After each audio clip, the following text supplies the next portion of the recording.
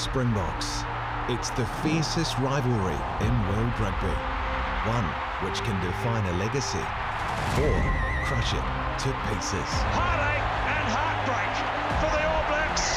Put simply, these are the two greatest rugby nations on earth. Goodness me, that is brilliant. The 9 Rugby World Cups, these two sides boast 6 of them. This is the ultimate challenge, rugby at its very best. It's a test match in every possible way. A test of skill, a test of character, a test of bravery. My word, it will be a big challenge. They're not current World Cup holders for nothing. A heavyweight clash for the ages.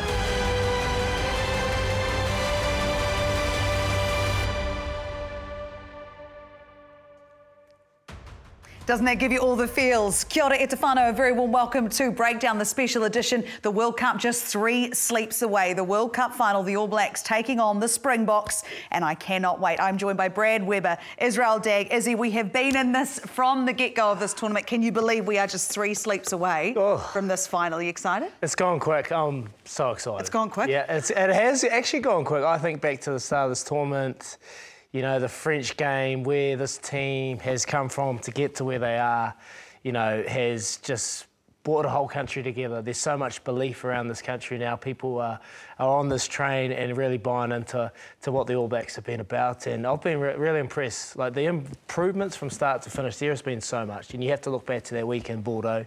It's been spoken about a lot, how much they had to work on their game, work on their connections as a team, their cohesion. And we're seeing what's been successful so far. So it's been good, enjoyable. Brady?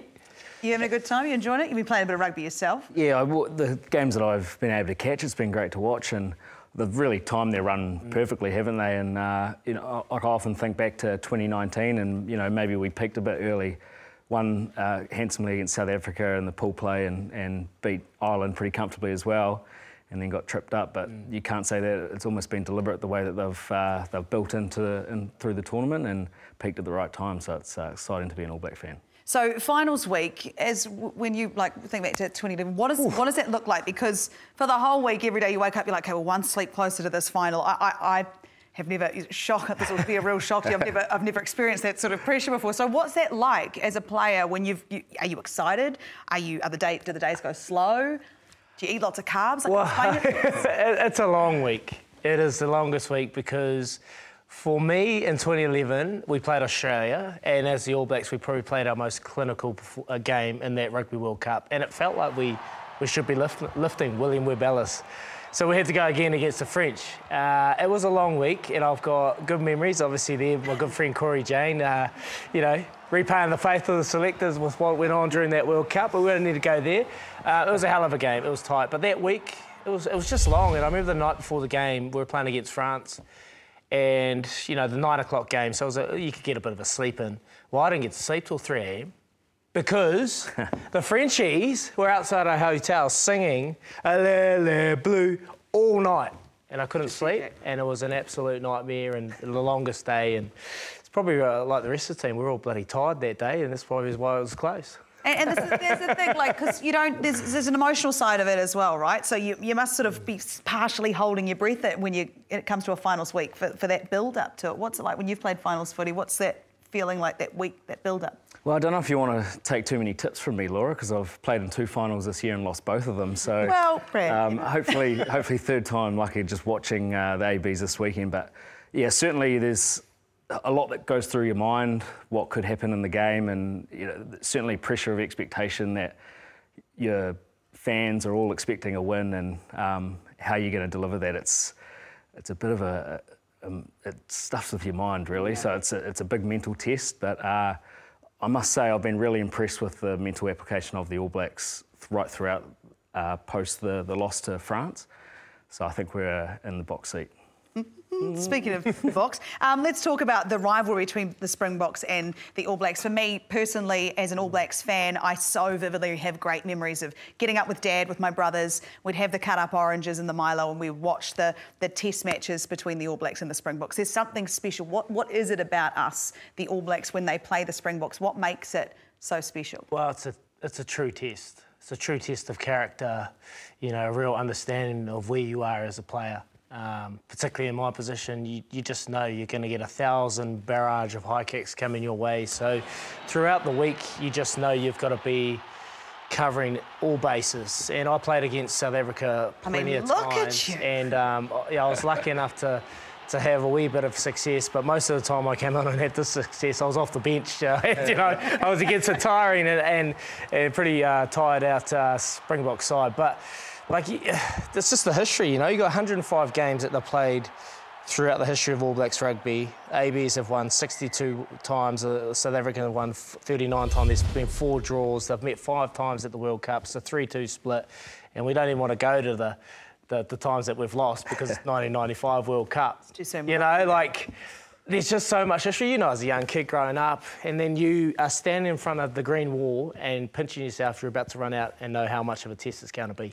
Talking about a green wall too, like, try being 5'8" and 75 kilos and looking across and seeing Evan Etzbeth running it straight at you. So, yeah, my time against South Africa, I had sore shoulders for about 5 days, but I just think it's like the difference between, like, the yin and yang, I guess, of different styles of rugby too. Like, we like to play expansive, throw the ball around. They had very direct set-piece focus, and they try and, I guess, stifle us through their scrum and their line-out, driving maul as well. So, yeah, just a real, I guess, contrast in styles. It's the great thing about rugby is you can play so many different ways. And just on that, like, the thing with South Africa, they are a very skillful side, but sometimes when we had the wool over them, they just didn't have that belief. I think this team, we've got to be very wary of a Springbok team that can play rugby. Because I've been called out playing them a couple of times. We practiced high balls all week. You know, we had 5 numbers dropping back. And as soon as they saw that, they started going wide and they ripped us to shreds. So they do have that balance, and it'll be interesting to see what South Africa turns up on Saturday. It's a very exciting time. So what we're going to do now is we're going to head over to Paris because, you know, they've been such great hosts for this World Cup. A lot of people have talked about that, made mention of it. Jeff, Mils, you're on the ground. What's it been like, and how is the feeling there in the build-up to this final? Thanks, Laura. Look, Mils is completely wrong. It's been a long 8 weeks. It has been to get to this point, to get to this final. When you think about where we are right now, Mils, the fact that the margins between these two teams, there's never too much between these sides. We know in 1995 exactly what it looked like. Yeah. It went to extra time, and when I look at this contest and look at these two teams, I don't think there's a favourite. I can't see one. No, certainly not. And you've actually, it's been that long that you thought that I said that it was too long. It's Izzy that mentioned the fact it's too long, not me. It has been a long, long time.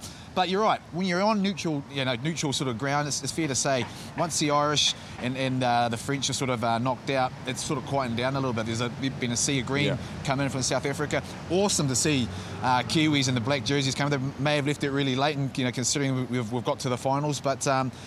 I'm not sure there is a favourite. I mean, 2 really tough sides. Obviously the last time they played, Springboks, absolutely, sort of gave it to us. And so going into this one, it's a fairly even split. And you think about what's happened through the course of the tournament. It started off, it was like 40 degrees, and we've got to a point now where the last 2 weeks it's been raining non-stop. Yeah. And the context in terms of the Springboks and the way that they play and the way the All Blacks have improved and built towards it. But in terms of momentum, in terms of the atmosphere, neutral ground, neutral territory for these two sides, and that's going to be critical for both of these teams. The fact that if you get some momentum, you start getting a roll on. How do you think that's going to play out in terms of the emotion going into the day? Oh, massive. And when you think about, you talk about the tactics, the weather being, changing a bit, sides will be picked possibly on sort of how that sort of rolls. Any little bit of advantage in winning that sort of moment and a crowd getting in behind you, even though it's on neutral ground, that will lift, teams coming into this final. So it's going to have a massive bearing in terms of both sides, in terms of what moments they'll be able to win. And handling the emotion of the occasion. Yeah. And for a lot of these guys, it's the last time, team, that they're going to put on the All Black jersey. It's all coming to them. This is the last time for Ian Foster and this coaching team and group. We know Jason Ryan is going on next year. But if you think about that and remembering the last time you put on the jersey, I didn't know when I finished up with the All Blacks, I didn't know that was going to be my last game. You might have had a little bit of a sense. How do you think those players will be preparing themselves mentally for the fact this is it? This is coming to an end. It's tough, isn't it? Because human nature will say it's lingering in the background, but you don't want to sort of get caught up in those sort of emotions. A lot of guys leaving, it's going to be their last sort of Rugby World Cup. For a lot of the newer guys also, they won't be unsure whether they're going to get in this position again in 4 years' time. So really important as they build throughout this week. For Ian Foster, he's not going to be back, so it's important that they don't get caught up in that, because they've got a task at hand. This is where I've been really been impressed with the All Blacks, the fact that they've always gone out there, there's always been an emotional attachment, but they haven't hung on that too long. Sometimes we've done that over the past and it's hindered our performance. I can't see that happening with this All Black team. The one thing I have noticed as well, just quickly, is the fact there seems to be a relaxed feel amongst the group, though. A real confidence, a calmness about the way that they've performed and played. And when they're preparing during the week, they seem as though they're in control. Do you think that's the right mindset going into a Rugby World Cup final where the pressure is at its toughest? Absolutely, and there's going to be massive pressure. But I think, you know, we're often harping on about the adversity that they've been through.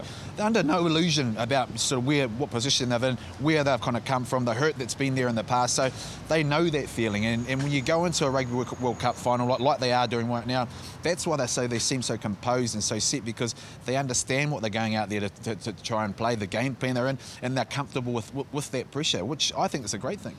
Well, the All Blacks were under pressure last year in the middle of the season, and they made significant changes, particularly to their coaching group. And Jason Ryan was one of those. Grant Nisbet had the opportunity to catch up with him a couple of days ago. Well, Jason, last time you played the Springboks, we all know what happened. So what did you learn out of that game? Yeah, I think we learnt that, you know, our accuracy needed to be a lot better. You know, we're under the pump, a couple of cards, and just had repeated penalties which really put us under pressure.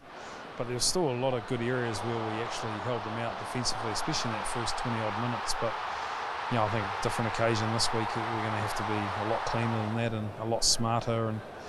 And, you know, we understood, we gave a few guys a run there. We're a bit of a different team since that Twickenham game as well. So that was 2 months ago. I guess you'd have to say you've made huge strides since then. Yeah, we have, Nisbo. I think, you know, I've been pretty proud of the efforts the boys, the forwards have been putting in particularly. I think, you know, we changed gears when we needed to in that finals week, and we showed so much care in that Ireland test with the jersey, and we're going to need to show a bit more obviously this week. But yeah, we've chipped away and built ourselves up into the final, and we're giving ourselves a chance. Does it change much when you know it's the Boks? I mean, you had to wait obviously until Saturday. Has your planning changed a wee bit as a result? Yeah, I think so. I think game-wise it has a little bit of how we would play, and what, you know, obviously how they attack and what they go to around their maul and their scrum is.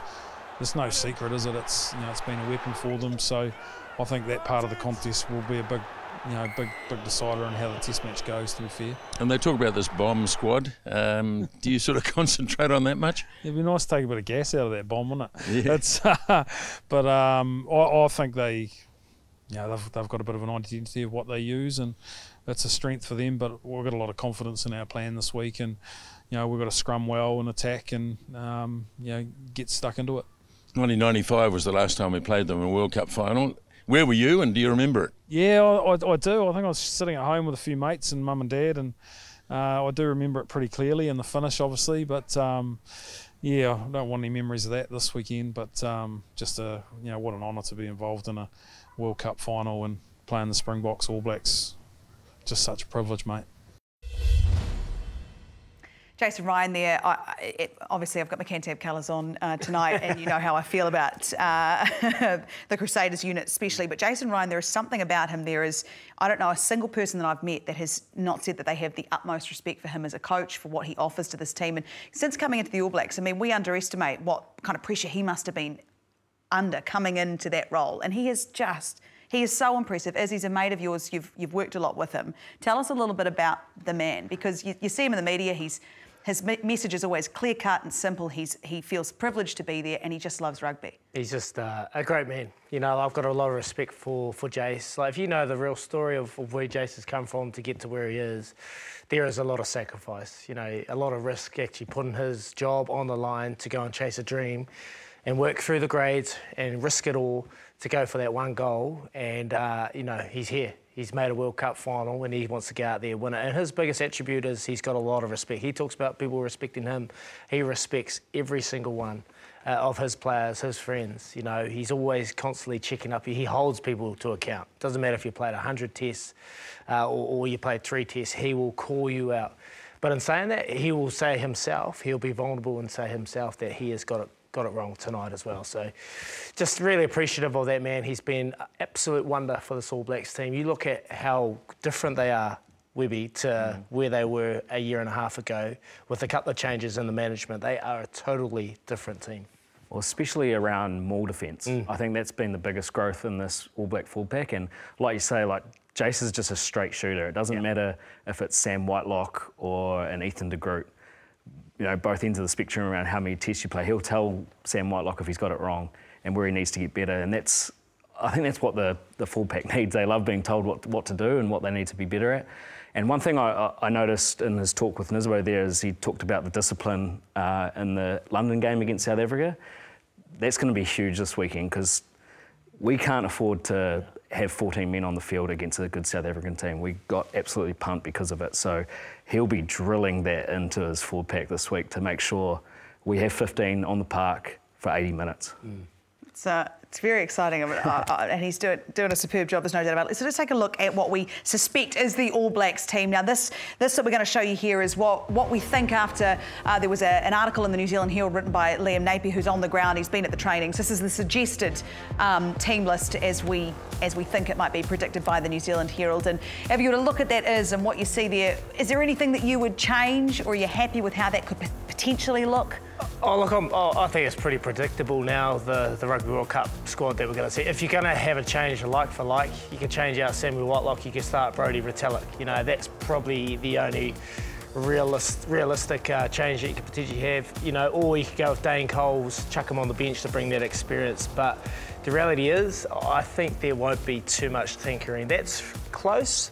But I think there might be a few changes around that reserves prop area, or particularly who's going to start. You know, who starts Sammy Whitelock, or do they go Brodie Retallick? Like, it's pretty special. We got 200 Test veterans coming off the bench. I mean, there's a bit of experience here to draw on, I suppose. But if you were to pick, what would you say? I like the potential tinkering around the two props on the bench.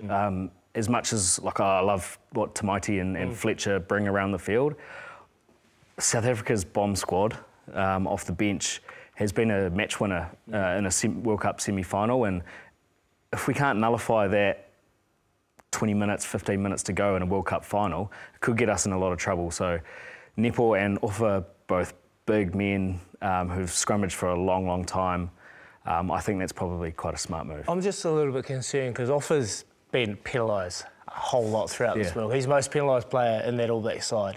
So you run in the risk there of that last 20. You saw what, you know, the reserves for South Africa did against the English. I know they can scrum. I can see Nepo probably potentially getting a crack, holding down that spot. But I think Tamaiti, with the way he's been going, I think he might just get the nod. That's the only... He is like 130 kilos, so he's probably quite a tough man to move. Like, I mean, what do I know? What do I know about scrum? Seriously. Yeah, same, mate. I'm trying to talk about... No, what do I know? Let's talk about All Blacks performances and their best from this tournament. As I'll start with you, the most complete performance from the All Black squad that you've seen in this World Cup. Oh, it's hard to not really get into it because I absolutely lost the plot in this game. The All Blacks taking on Ireland in that quarterfinal. That was an understatement. You didn't. Look, you see, he didn't just lose the plot. He lost his mark. I think it was just a build-up to this. You know, what had gone on. They'd beaten us 6 times. They just had the wool over us. Everyone kind of written them off. And, you know, this was meant to be Ireland's year. Number 1, Johnny Sexton, you know, the players that they had. But the way that the All Blacks went about this game, you know, like they just had a real steel in their minds, and I was just so proud of certain players that really stood up in this game, particularly Sam Cane, our inspirational skipper. He'd been under so much pressure, and you never forget what went on our own backyard, and I thought that was his most complete performance. And what I loved about that is we hadn't traditionally been great starters against Ireland. They are very good at starting, getting scoreboard pressure and building it from there. We got out to a 13-point lead. We never gave them a chance to get back in the game. We kept ticking away. They fought back a little bit, but I just never felt like they were in this fight to win it in the end, and we just did what was needed to get the job done. So, hell of a performance for me. That was. Ez and I actually spoke before that quarterfinal about how, as an All Blacks fan, which is of course what I am, it's weird coming into a World Cup and not knowing which way the games are going to go, especially that. And there was so much hype around, you know, Ireland their time, like you just alluded to there. But especially with Sam Cane, he obviously hasn't got a lot of the credit he deserves, and we're not inside the team. We don't know how much respect he has, but you've played a lot with him. Tell us a little bit about the man, because you wouldn't be surprised that he could perform like that on the world stage when we needed him most. No, I was absolutely not surprised by the performance, and he was our best player with the Chiefs this year, and he put performances like that week in, week out, just throws his body around, But like what I guess a lot of the public don't see is around his leadership at training, the messages he gives. He nails the right message at the right time, and that's a really hard skill to have as a rugby player, and especially when you've got 30 blokes all competing at training at once. Sometimes it's short and sharp, sometimes it's a bit more detailed, but he nails it every time, and that's why players love him. Like, we just love playing for him, and yeah, like, you know, if you're going to choose a guy to go to battle with, like, he'd probably be my first pick. So I'm not surprised by the performance at all. Well, tell us who your other stand-up players from the All Blacks have been so far this campaign. Geordie Barrett for me. If it's not for Geordie Barrett holding up that Irish reserve hooker, yeah, we're not here talking about the All Blacks in the World Cup final. And how many, like 98 times out of 100, the hooker scores that, Izzy? And Geordie puts his body on the line to hold him up, and just a massive play. But also as an all-round game, like, he gives you another kicking option at 12, long distance penalties if we need to have a crack from long distance. He's got the length, and he's shown how much he's willing to be physical too. That's what I love about him, eh? Like, he's a big kid, and when you don't quite understand until he's standing right next to him. He's tall. He is tall. But he throws his body around. Like, that's what you just love seeing that out of a 12, and I've just been so impressed by him. So what we're saying is he doesn't have to buy a beer ever again. We need to thank him for getting us to this World Cup final. Everyone's been confused. He's very good socially, as the old mate. But everyone's been confused of where's Geordie Barrett's best position. That's how bloody good he is. You know, like, he could play 10 and absolutely nail that job. He's played wing, he's played fullback for a Lions series. He's come in and played 12. And does that make it harder for him, not knowing where he sort of... Speaking to him, he was a little bit confused, because when you get in jotted around, they're totally different positions, you know, and it can be confusing as a player. You're trying to figure out where you want to be, but this 12 jersey is his jersey. Like, I've been so impressed. His bravery on defence, you watch what he puts through his body. He won't shy away from anyone. Ebenezer, if run straight at him, I swear he'll try and smack you, because that's just the mindset he has. And... mate, just been really impressed. His triple threat, you know, you talked about that crossfield kick in the Italy game to Will Jordan. Like, he just sees space before anyone else, and mate, thoroughly deserves the applause that he's getting, because he's put it out there every single week. He has, but who's your stand-up player? I know you're impressed with Geordie, but is there another player that sticks out for you? Well, it's no surprise you're wearing red, and I'm going to go for my very own Will Jordan. I think Will Jordan's been absolutely class this year. Everyone looks at the try-scoring tally. You know, he's scored 8 tries in this Rugby World Cup. Should have been 9, Richie Mo'unga. He would get the earful. He scored 30 tries in 31 tests. He's an absolute try-scoring machine. But the one thing I've really loved about Will is, in that Irish test, he made 15 tackles. You know, as a winger that's played there, I think I made 3 max. You know, you try and stay out of the contact area. But, you know, he was just busy absolutely everywhere. And this is a guy, a bloke, that I feel has been operating at 70%. He's leading into this. He had head concussions, headaches, something that was going on upstairs that people couldn't figure out. He didn't fly, I think it was to somewhere short. It was an hour flight. He couldn't fly because he was getting a headache. He's had to fly over to France, overcome the head injuries. So he's potentially running at 70%, and he's still been able to do what he is doing. So he's just been very impressive, and every time he's had an opportunity in that jersey, he's taken it. Yeah, he absolutely has. So if we look at the different units, the different parts of this All Black setup, who has impressed you most, the best unit within the All Black squad? For me, it's the inside backs. I've just been so, I guess, annoyingly impressed with Aaron Smith's form. Like, the way he's conducted and pushed the team around in the right areas of the field, both him and Richie, while playing big minutes, it's just been seriously impressive, because we've been critical around kicking with the All Blacks, but I think in this World Cup we're kicking the most out of every team. We're the #1 kicking team, but it's the option taking, it's the kick selection that's been really, really good, putting teams under pressure, making them attack from inside their own half rather than inside our 22. So, and then, like, I loved the try that Aaron scored against Argentina. That was just vintage him, and you know, he's just on top of his game at the moment. It's yeah, he's been our best halfback ever, and it's enjoy it while it lasts, because it's the last time we're going to see it. I know that would be hard for you to say. Yeah, no, we love you. We love you, and I appreciate you saying that. It's tough, and I see. Tough being stuck behind him. But and sport doesn't. You don't often get to write scripts like this, and he could potentially go out, winning a World Cup. If for you, in terms of units within the All Blacks, what has impressed you most? Oh, I have to go with the Lucies. The reason I've gone with the Lucies is heading into this World Cup, we didn't know where the puzzle fit. Where the pieces of that puzzle went in. Everyone was thinking maybe Sam Cane was potentially not going to be an option. Does Artie move to 7? Who goes into 6? Is Ethan Blackadder coming into 6? Well, they'll put to bed those conversations, and we know 100% who our loose forward trio is. That is Artie Savia, that is Sam Cane, and that is the unearthing of Shannon Frizzell.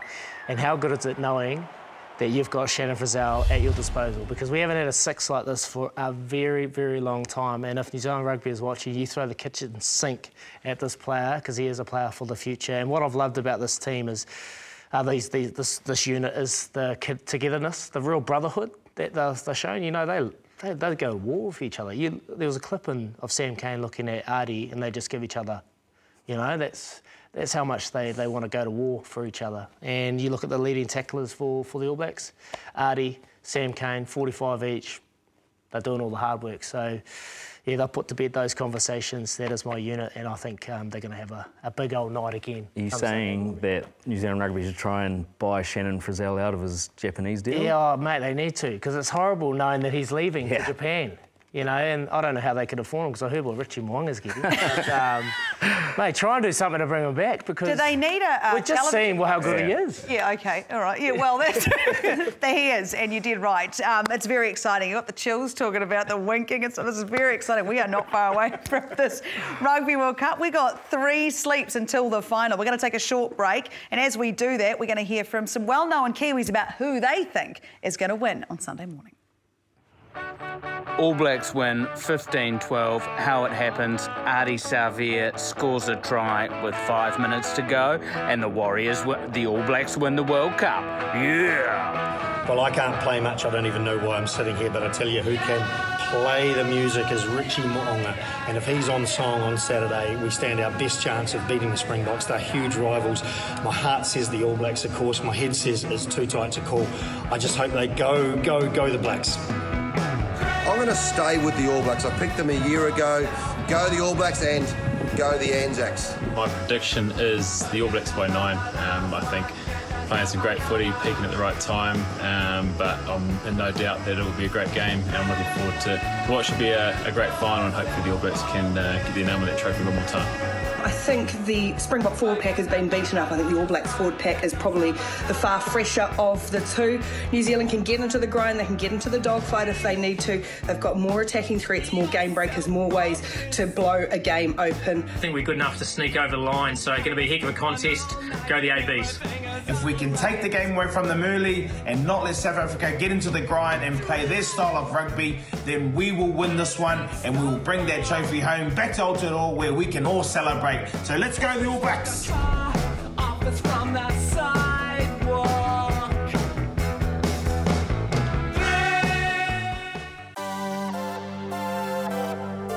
The Rugby World Cup final is definitely coming back home to New Zealand. I can see it in our eyes, and I can see it in our performance on the field. We just won them all. I'm fighting at the same time, so I'll smash McKean, then I'll watch the All Blacks smash the South Africans. To all my All Blacks Usos, let's go!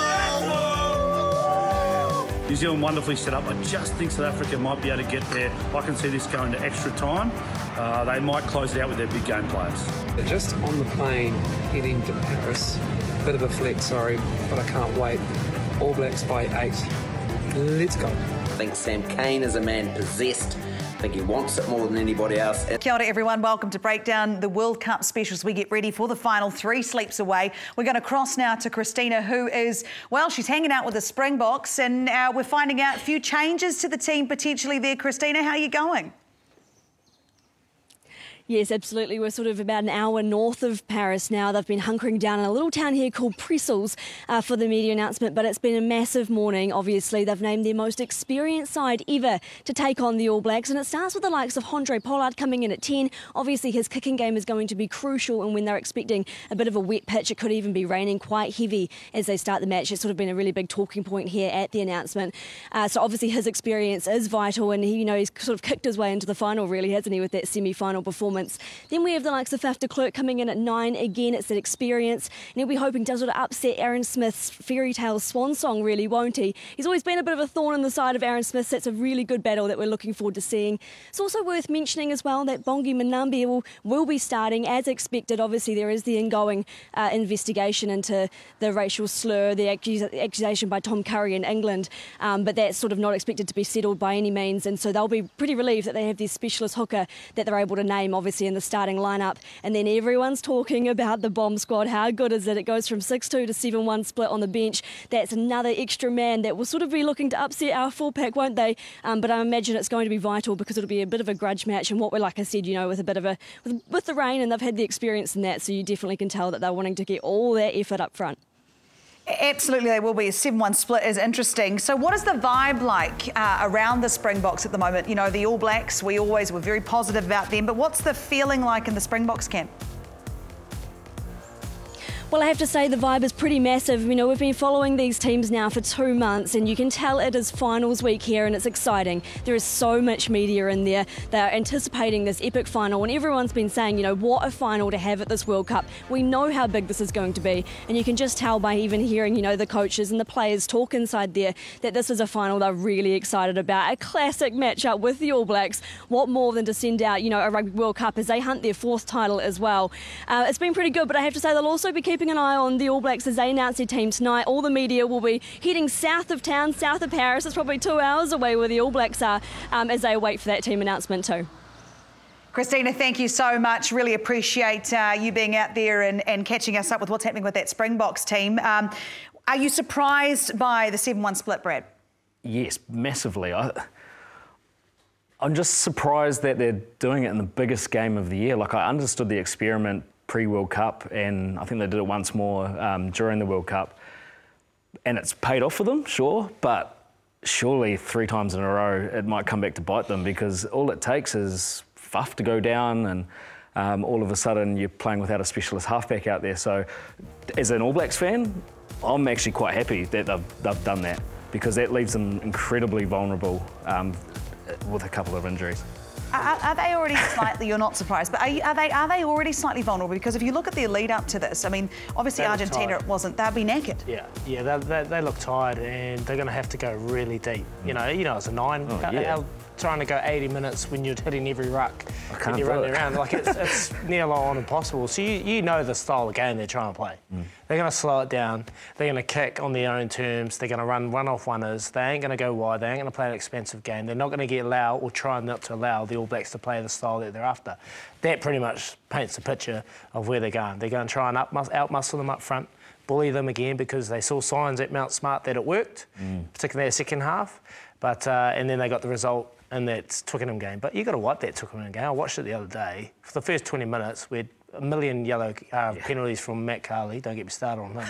And then you had, just unforced errors, and we just played absolutely horrible. But for glimpses there, we were probably our own worst enemy, and they put us under a lot of pressure. So how crucial does it mean that the way the All Blacks start this final sort of sets it up so the Boks don't dictate terms? If they have a style of rugby that they want to play, but we have our style. So how quickly do we have to put it to them that this is how we're going to play this game, and this is how the All Blacks are hopefully going to win?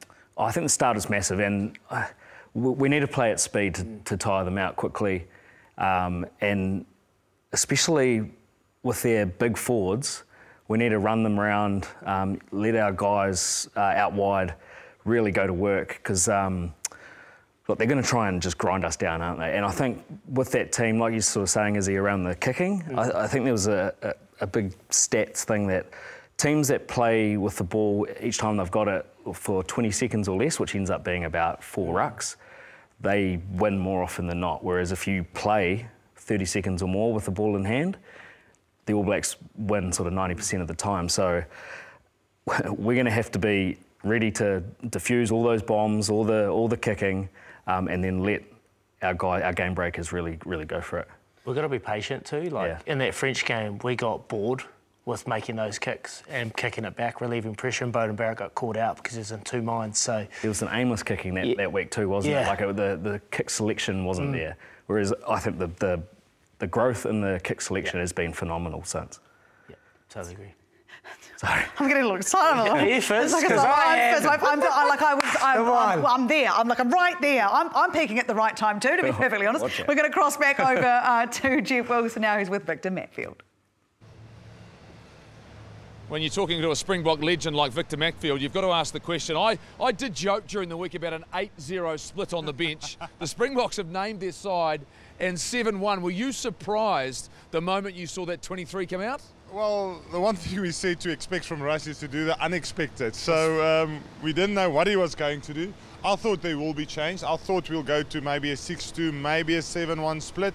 But going without the scrum half on the bench, that surprised me definitely. But again, I think Rice is a guy, he looks at his bench and he thinks, what's the biggest impact these guys can make? He doesn't put anyone on the bench to have a cover for someone getting injured or going off the field. It's what impact can these guys have? And I mean, the previous game, the 7-1 worked for us, although it was just a warm-up game. So I think we needed something different. I think the guys are a bit flat. We had two very hard games to get through.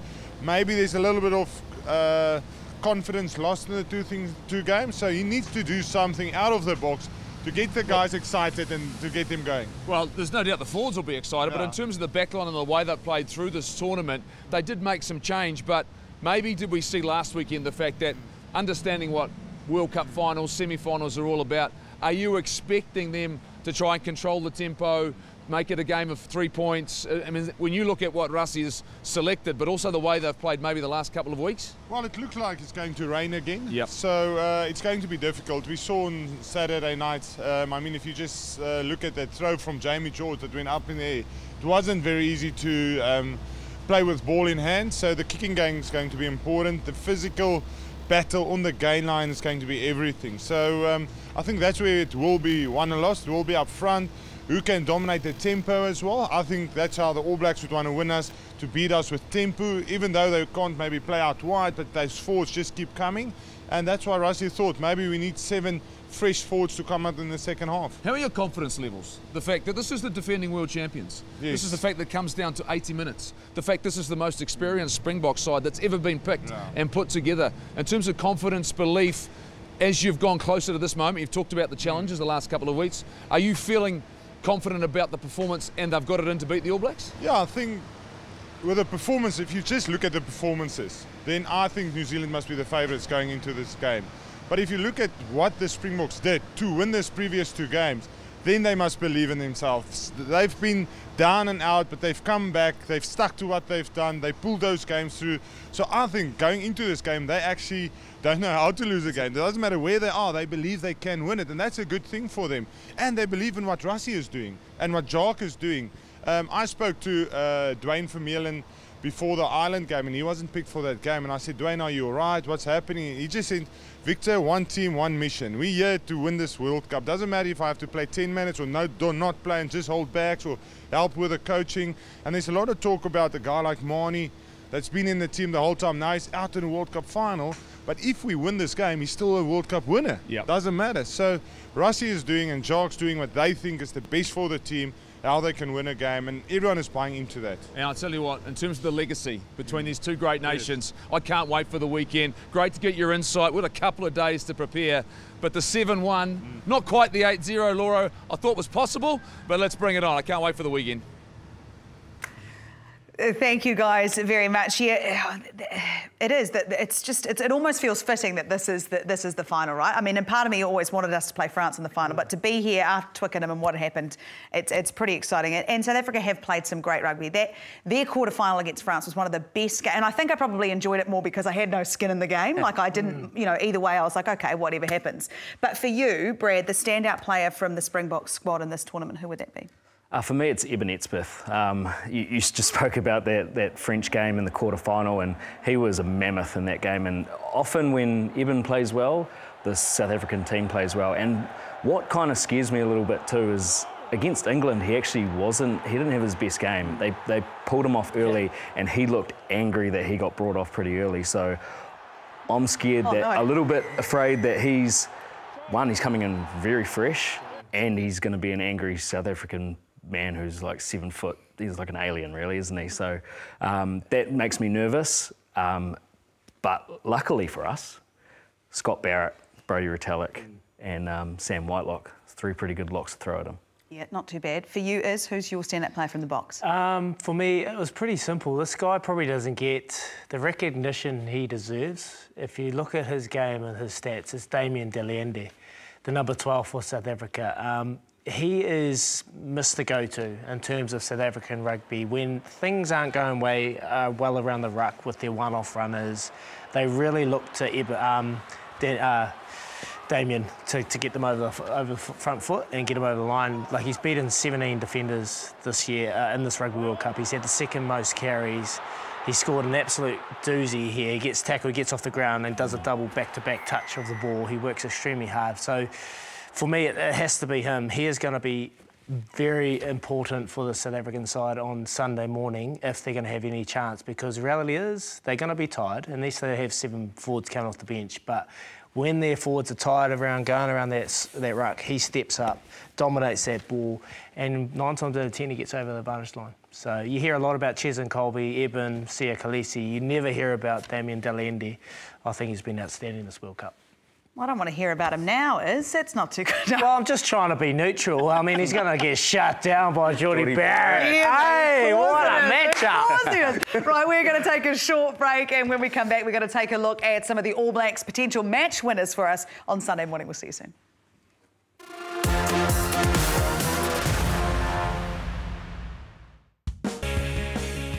Some very, very passionate fans there you love to see. I hope they can get their hands on a couple of All Blacks Must jerseys. be nice, eh? I know. We could still make it. Do you know everyone thinks I'm in France? A lot of people have said to me, are you enjoying I'm Paris? in Mount Wellington. Yeah. Same? It's not quite the same, though, is it? It's not quite the same. How many croissants have you boys had? Jeff Wilson, Mils Mulaina on the ground. Is it a croissant a day keeps the doctor away? How does it work over there? I've been weaning myself off croissants over the last few days. I don't know about you, Mils. I'm sort of trying to get myself back to equilibrium, and finally I might just about be there. When you go into a big game, Mils, you talk about key players. You've mentioned some of yours, but playmakers are critical, right? Now, I want to talk about Richie Mo'unga, but you've got a couple of Springboks that are going to be critical in terms of their performance. And yes, we know they've got 15 forwards available to on the weekend, but it could be their playmakers or the big movers. Yeah, well, it always is, isn't it? They're the ones that are making the decisions. Mo'unga has been big. Pollard comes into the fold now. They feel comfort in terms of his experience and what he can do.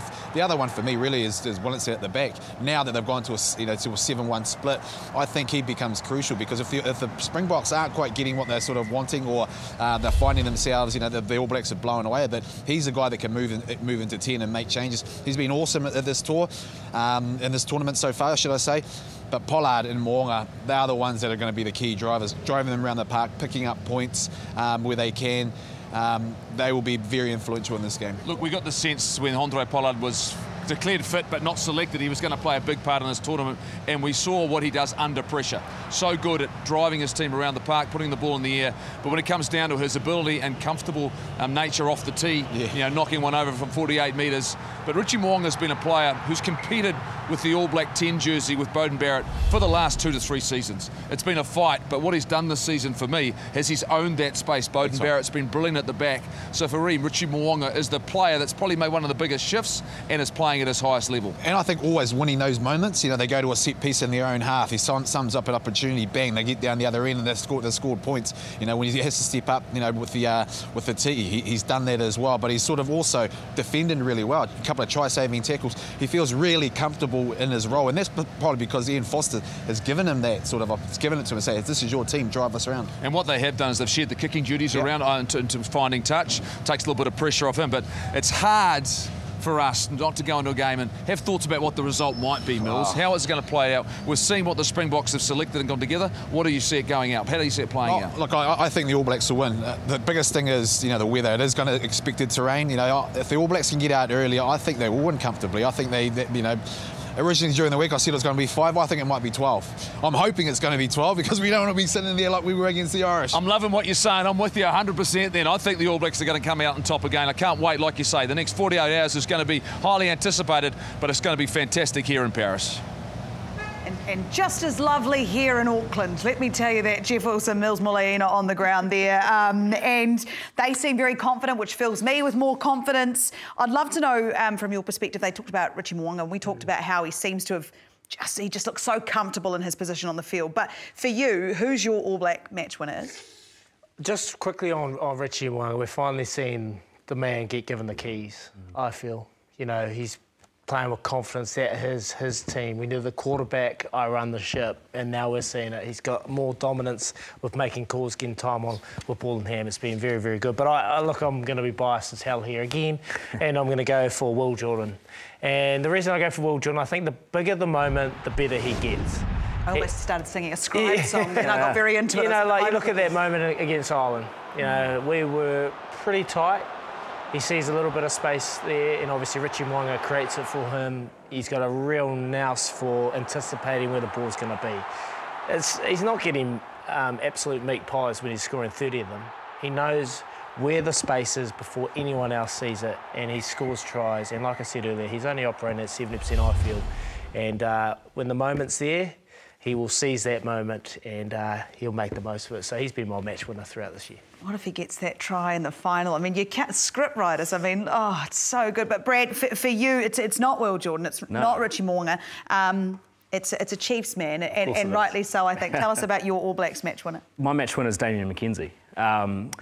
When I thought about this, I thought if we're up by a few points with 15 to go, he probably doesn't get on. Aaron probably goes 80, Richie and Bodie probably go 80. But if we're down by 2 points, by 4 points, with 10, 15 to go, he's your guy you're going to bring on, create a bit of magic. He's done it before against South Africa. I remember a long-range try in Johannesburg.